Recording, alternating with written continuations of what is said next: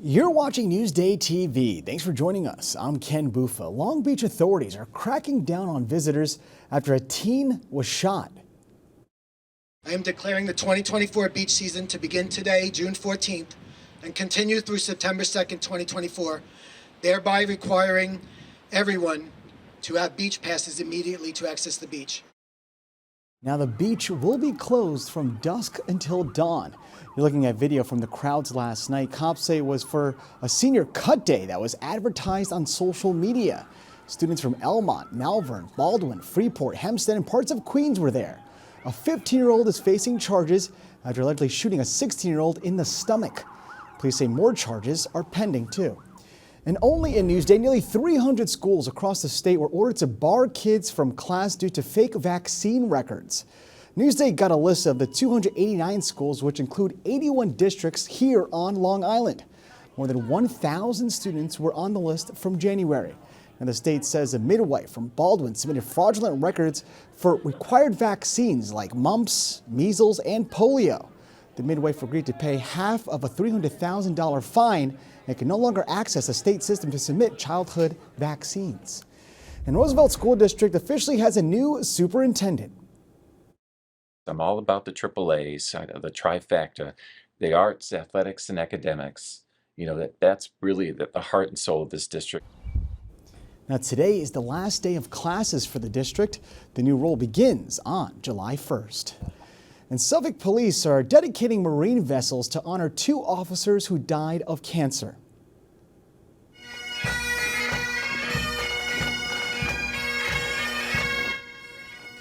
Officers Brian Dwyer and Matthew Vargas were both in the Marine Bureau. Vargas had 14 years of service. He was very proud to wear his Suffolk County Police Department uniform and was more grateful for his job than anyone I know. He truly loved going to work every day. Dwyer had a 26-year career with the Suffolk County Police Department. Both officers are survived by their wives and their children. And the loss of his son pushed one local dad to fight for life-saving defibrillators at camps and youth sports programs. Sherry Einhorn shares how this new law is tackling that issue. He was the best. Fun kid. Was the nicest boy, loved everybody. The sudden death of 10-year-old Laser LaPenna 2 years ago during a Little League game devastated his Long Beach community and stunned Long Island. It's really one day at a time, dealing with it and holding on to what you have. The tragedy also propelled his father, Greg, who was his coach, into the forefront of the fight for more AED machines at ball fields. The avid baseball and football fan suffered an epileptic seizure while running to first base, although several first responders tried desperately to save the young boy's life.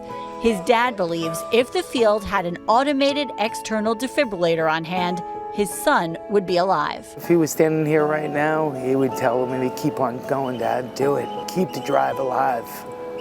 Make sure it doesn't happen to anybody else. AEDs were already required by law in places of public assembly like ballparks and gyms. But a new law signed by the governor in November expands the kinds of places now required to have one. It will include camps and youth sport programs with 5 or more teams.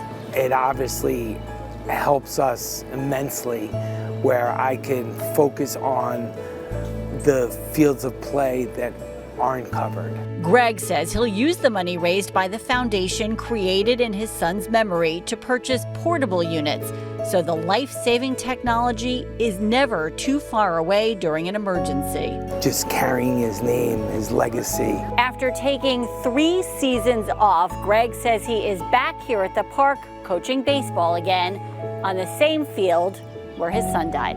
It's tough. So why is he doing it? Because he would have wanted me to do it. In Long Beach, I'm Sherry Einhorn for Newsday TV. Now to read more about these life-saving devices, go to Newsday.com, click Get More below the Newsday TV video box.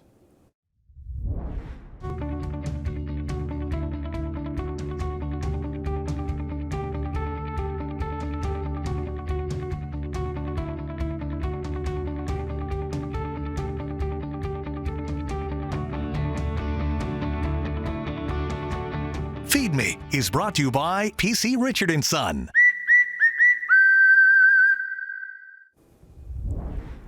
Sun and surf and turf. Elisa DiStefano and Maria Elena Martinez check out some new outdoor spots to eat this summer in today's Feed Me TV.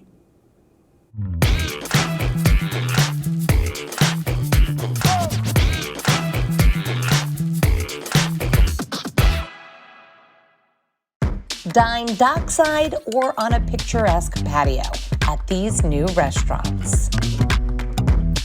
It's brunch all day here at the Shed in Westbury. I can't believe we're in the middle of Westbury. I know, literally. We are right near Roosevelt Field, and this is their 4th location. Look at this outdoor space. So the menus are the same at all 4 locations. So you could get something like this, eggs in the garden, or your poached bowl, breakfast bowl. Now that's breakfast or brunch, Whichever. we're ready for Thank lunch. you. They do really beautiful healthy food and really beautiful comfort food, and you don't find places that do both of those things well. Everything's fresh, everything's colorful, everything really is top of the line. Everything really looks too good to eat. Right. But we ate it anyway. What's this one? So that's a lobster bowl. I always love when Marie orders for me. You always get the good stuff. And this is the Shed bowl. That's really, really good lobster. Oh. Whoa. That is a big burger. Marie took dinner to go, and I took off to visit another new spot, Vern in West Babylon. So beautiful here. Thank you, Lisa. And this is your first restaurant? First restaurant. And you are Vern. And I am Vern. This is Yes, the Vern. You can also arrive by boat. Dine on deck for views of the Bergen Point Canal. The surf and turf menu includes favorite grilled lamb chops and a selection of seafood. So I gave you some of the sample of my best sellers, Okay. which is Calypso Calamari. The calamari it's calling my name here. It's got like a sweet, tangy. Taste to it, Really yes. good. The shrimp and scallops linguine. And my lobster taco. With the secret With the sauce? secret Vern sauce. There Yes. is a secret sauce Yes, here. there is a secret sauce. You have to share your secret. Elisa DiStefano, Newsday TV. I feel like I'm on vacation. Now, to learn more where to eat this summer, go to Newsday.com, click Get More below the Newsday TV video box. Now let's take a look at your wet, but then very much sunny Long Island weather. Now tonight we're supposed to have these thunderstorms, and you likely have them in your area already. If not, they're coming and they're on the way. But tomorrow it's going to be sunny and absolutely gorgeous. Taking a look at tomorrow, you can see temps are near 80s with sun mostly the whole day. In the 7-day forecast, well, there's a whole lot of sun there too.